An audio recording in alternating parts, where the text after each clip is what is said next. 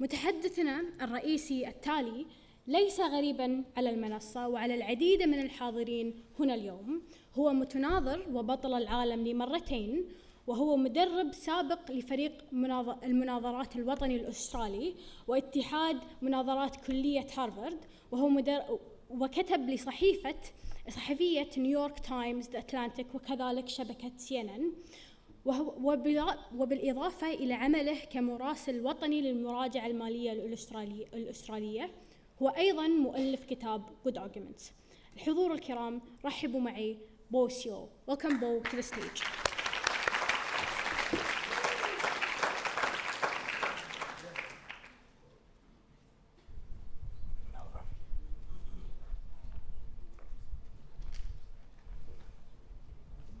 Good afternoon.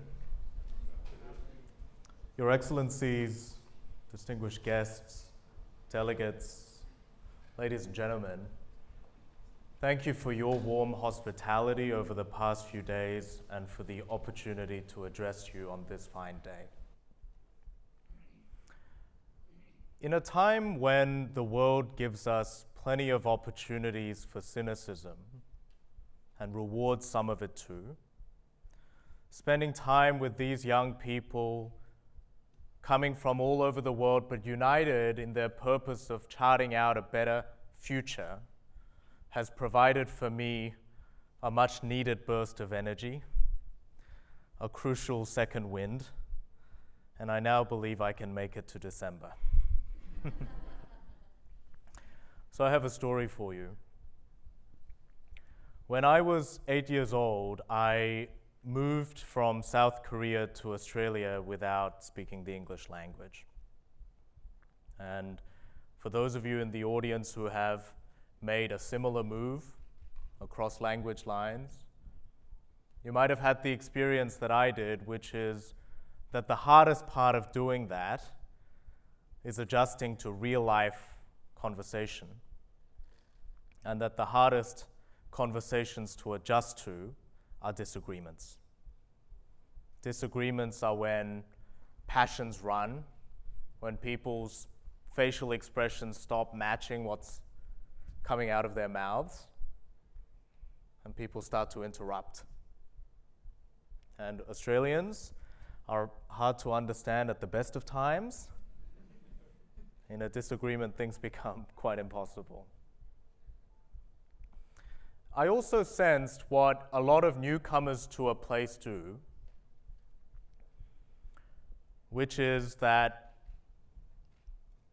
their acceptance and their belonging, their welcomeness to a place is conditional. It's conditional on them not raising their voice too loud, not rocking the boat, on keeping most of their thoughts to themselves. And for me, the son of an immigrant, of immigrant parents who had made it their mission to integrate and fit into a new society, disagreeing a lot with my peers seemed threatening. To draw attention to the cultural, linguistic, the differences in beliefs that I had with my peers threatened to unseat what belonging I had been able to achieve. And the combination of those two things made me resolve to be very agreeable, to smile, to nod, and to keep most of my thoughts to myself. The thing that broke me out of that posture of conflict aversion, in which I thought I would ride out the rest of my life, was a promise that my 5th grade teacher made me, which was that on the debating team, like the one that Sarah coaches, when one person speaks, no one else does. And for me, someone who had been interrupted and spun out of conversation, who couldn't get a word in edgewise, that promise sounded pretty irresistible. And so I signed on. And I remember preparing for my first debate, and now I'm in the 5th grade, and I was the first affirmative speaker scheduled to speak first in favor of the topic, which was that we should ban all zoos. And I spent the preceding week reading whatever I could, developing as strong a sense of emotions I could about the plight of the leopards and the other rare animals. And I remember taking my place on stage. It was an auditorium smaller than this one, not quite as fancy as this one, but similar.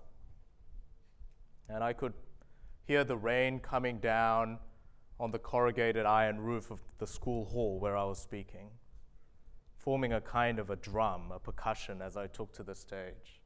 And I remember being so nervous. But somehow, I managed to get the words out. And as I did, I remember looking into the audience, these snaking lines of little kids, and seeing all of these small changes.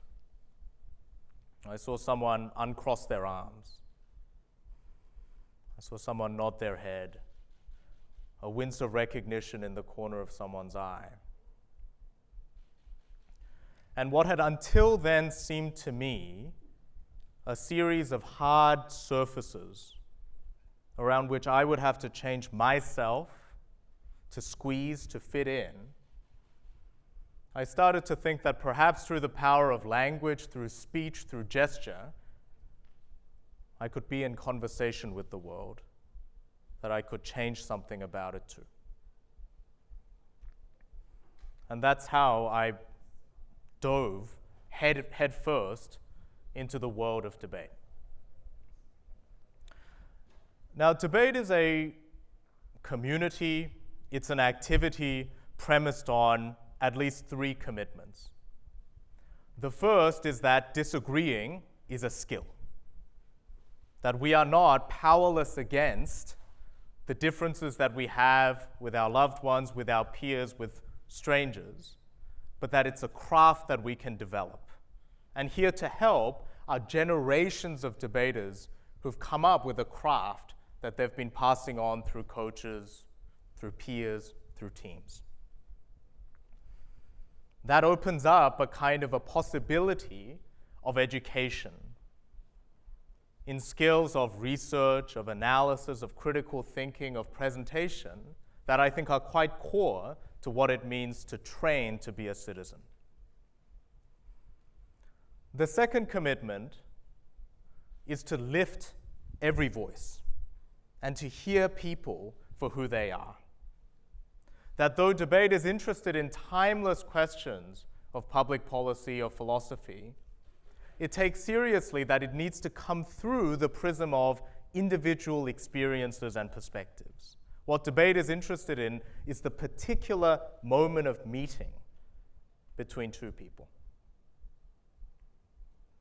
And finally, debate resolves in the end to try and provide a set of skills and a set of answers to the question, how do we live with those with whom we disagree?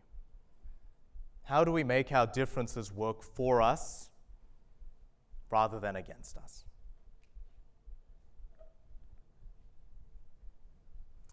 When I was that shy kid, new to a place, uncertain in his own skin, the feeling that I hated most, and something that some of you in the audience might have experienced, was that sense of me knowing what I wanted to say, it being on the tip of my tongue, but my swallowing it back down.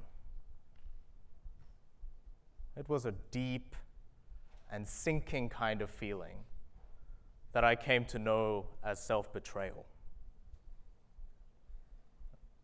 Setting aside of a part of me that had that strong reaction that I wouldn't allow into the world.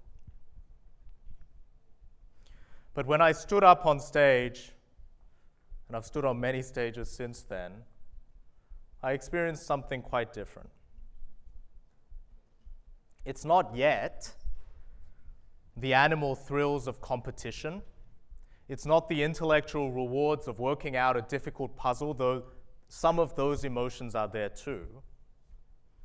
It's a smaller kind of emotion, green and sprouting, reaching to other people, saying, this is what I see.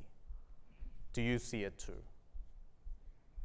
It's a kind of feeling that brings us closer to ourselves, with those people with whom we share a community, we share a world, that brings us closer to a world. It took me many years to know what that feeling was. It's hope. Thanks very much.